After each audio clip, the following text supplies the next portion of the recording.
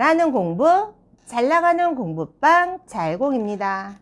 여러분들은 공부방이나 교습소, 학원 상담하실 때 어떤 유형으로 상담하시나요? 오늘은 저만의 상담 요령에 대해서 한번 여러분들과 이야기 나눠보려고 합니다.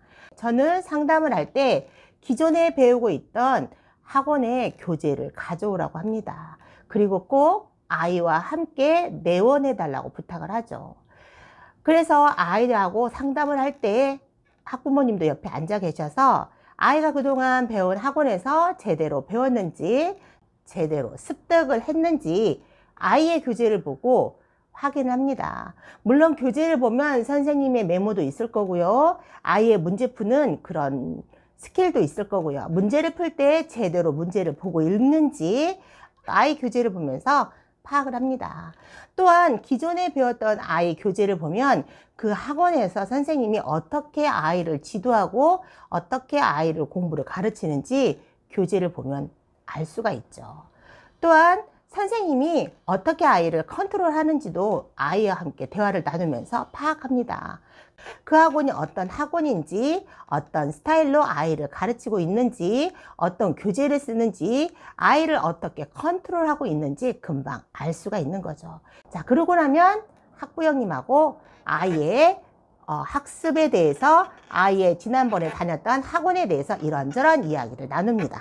어머니도 옆에서 아이하고 상담을 하면서 아이가 전에 다녔던 학원에 대해서 이야기도 하고, 아이가 전에 다녔던 교재를 가지고 아이가 제대로 배웠는지, 제대로 습득했는지, 머릿속에 남아있는 건 무엇인지, 그 전에 다닌 선생님의 성향은 어떠하는지, 아이는 어떤 식으로 공부를 배웠는지 어머니도 옆에서 같이 들었기 때문에 어머니도 스스로 판단하는 거죠. 학부모하고 상담을 할 때는 아이를 돌려보냅니다. 행여나 아이에 대해서 긍정적으로 얘기하는 것도 있겠지만 부정적인 말이라든지 다른 아이가 들어서 조금 불쾌할 수 있는 말을 할 수도 있으니까 아이를 돌려보내는 거죠. 학부모님과 상담할 땐 첫 번째 경청을 해야 합니다. 집중해서 경청하면서 학부모님의 말에 직접적인 호응을 보여주는 거죠.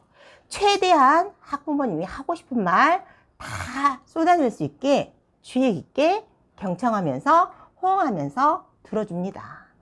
자, 두 번째, 부모님들하고 얘기를 하다 보면 학부모님들은 우연찮게 본인의 집안 얘기 할 때도 있습니다.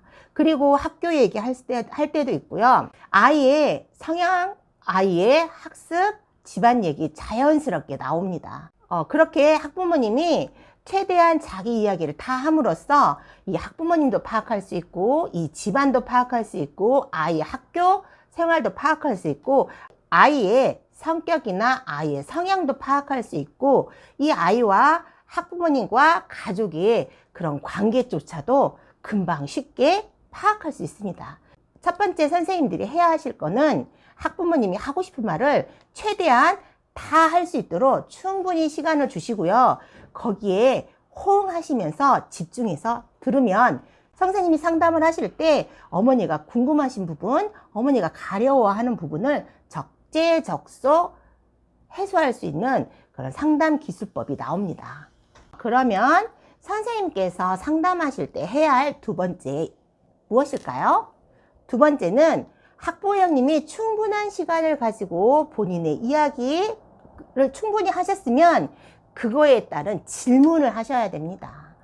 이 학원에 왜 오시게 되었는지, 지난번 학원을 왜 바꾸시는지, 아이와 어머님의 관계는 어떠하시는지, 집안에서 어머니는 학습을 케어하시고 아이를 교육을 시키실 때 어느 점을 중점으로 두시고 교육을 시키시고, 어떻게 시키시고, 아이는 친구와의 관계는 어떤지, 학교 생활을 어떻게 하고 있는지, 집안에 대한, 학교에 대한, 아이에 대한 여러 가지 이야기를 질문을 하셔야 합니다. 그러면 이렇게 한두 가지만 질문하면 어머니들은 정말 입에서 술술술술술술 다 나옵니다. 그 어머니가 하시는 말씀 속에 답이 들어 있습니다. 그 어머니가 말씀하시는 그 속에 어머니가 원하는 학습의 방향, 원하는 선생님, 원하는 공부, 그게 다 들어 있거든요.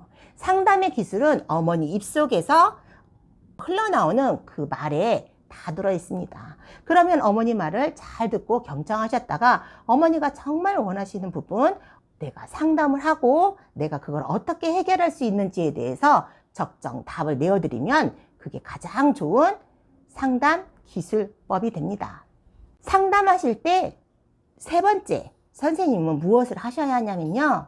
학부모님께서 자신의 이야기에 대해서 계속 얘기를 하시다가 잠깐 멈추실 때 있습니다. 그때 잠깐 멈추실 때는 두 가지 이유가 있습니다. 첫 번째는 내가 하던 얘기를 계속 하다가 내가 무슨 얘기를 했지 하고 생각하고 다음 이야기를 끌어가려고 잠깐 멈추시는 경우가 있고요. 두 번째 경우는 내가 이야기를 다 해서 멈추는 경우가 있습니다. 그러하기에 학부모님이 이야기를 다 하시다가 잠깐 멈추셨다면 그 시간에 선생님이 치고 들어가서 말씀을 하시는 게 아니라 이야기를 충분히 다 마무리할 수 있게끔 어머니가 잠깐 멈추셨을 때 충분한 여유의 시간을 학부모님한테 드리는 겁니다. 그리고 또 혹시 내가 이야기에 놓친 부분이 있는지 어머니가 생각하고 다시 말할 수 있는 기회를 주는 겁니다. 충분한 기회를 주고 시간을 여유를 준 다음에 학부모님이 하셨던 말씀 속에서 원하는 학습 방향, 아이의 학습 지도, 어떻게 방향을 잡을 건지에 대해서 파악하시고 그 학부모님과 상담하시면 백발백중 상담에 올인하실 거라고 믿습니다.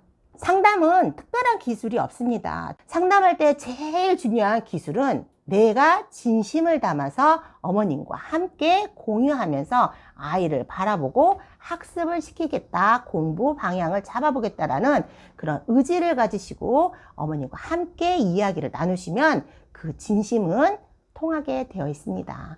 오늘은 공부방에서, 교습소에서, 학원에서 상담하실 때 기술, 상담의 노하우를 여러분들과 함께 이야기 나눠보았습니다. 자, 오늘 또 아이들과 함께 성장하고 아이들과 함께 발전되는 오늘 하루가 되시길 기원하고요. 긍정의 마인드를 불러일으킬 수 있는 화이팅 외침으로써 영상 마무리해 보도록 하겠습니다. 준비되셨나요? 오늘 또 화이팅! 잘하는 공부, 잘 나가는 공부방 잘공이었습니다. 감사합니다.